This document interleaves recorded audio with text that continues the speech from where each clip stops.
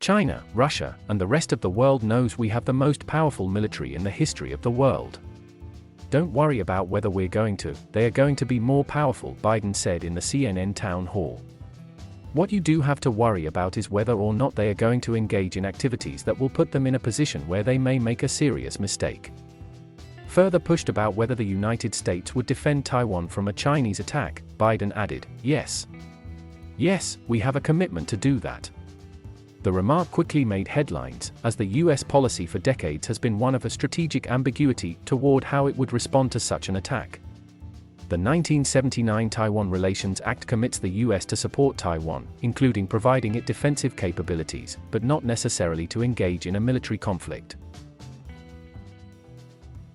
October 18, 2021, President Joe Biden puts his mask back on as he walks back to the Oval Office. Beijing, meanwhile, views Taiwan as a breakaway province and claims that it is part of its own territory. The two countries split in 1949, and China has been increasing pressure on the self-ruled nation, while opposing its involvement in international organizations. The US does not formally recognize Taiwan, but maintains an unofficial alliance. There have been calls for the US to move away from strategic ambiguity and instead move toward a policy of strategic clarity in the face of increasing aggression from Beijing, which has seen the communist regime send dozens of military aircraft toward Taiwan. After Biden's remarks, the White House soon clarified the comment and said the president was not abandoning strategic ambiguity. The U.S. defense relationship with Taiwan is guided by the Taiwan Relations Act, the spokesperson said. "We will uphold our commitment under the Act, we will continue to support Taiwan's self-defense, and we will continue to oppose any unilateral changes to the status quo." It's really hard to know. Did they walk it back because Biden misspoke? Did they walk it back because this was the plan all along, and Biden was maybe saying something that they would counter to make them less harsh, he said. Did they walk them back as a reflection of a policy dispute within the White House, whereas parts of the State Department want it to be slightly less aggressive than the way Biden frames it? It's difficult to know what this signals.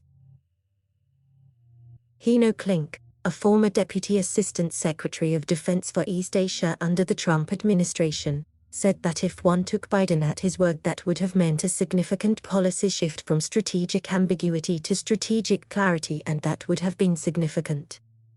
There are more and more voices calling for the United States to shift from a policy of strategic ambiguity to strategic clarity with respect to Taiwan, he said. I would imagine that in policy circles there is a debate about whether it would be in the U.S. national security interest to make such a shift, and again, if that were to occur, that would be significant. China, meanwhile, was typically prickly in its response to the statements by Biden. No one should underestimate the strong resolve, determination and capability of the Chinese people to safeguard national sovereignty and territorial integrity, a Chinese Foreign Ministry spokesperson said, according to the Chinese Global Times. China has no room for compromise.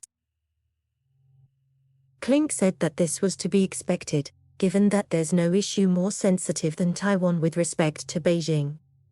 Overarchingly, China is concerned that the potential evolution of U.S. defense policy regarding Taiwan is going to embolden Taiwan and advance the pro-independence movement, he said. Any time a U.S. official makes any comment about Taiwan with respect to strengthening the relationship, or even implies that the relationship is going to be strengthened, China will push back vociferously. Stonefish warned that there is also a difference between how the comment is received in Beijing, and how it portrays how that information has been received as it looks to scout out the U.S. position. I think that one of the things Beijing is doing with its aggression with Taiwan is trying to test the United States on where its red lines are and what would Beijing have to do to trigger a U.S. military response, he said.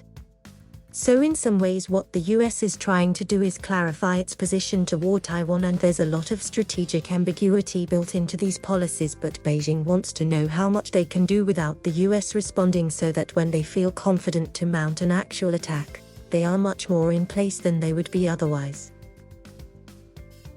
As a sign of that continued tension, in a CNN interview this week, Taiwan President Tsai Ing-wen acknowledged that US troops were on Taiwan for training purposes, a move the Chinese Global Times claimed has stepped on the red line.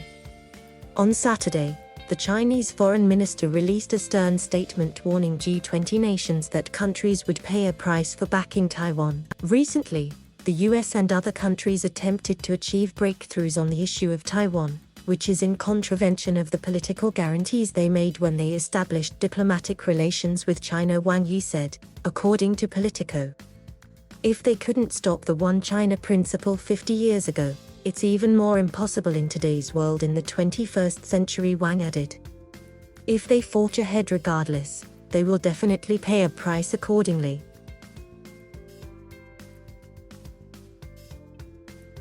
Thank you for watching.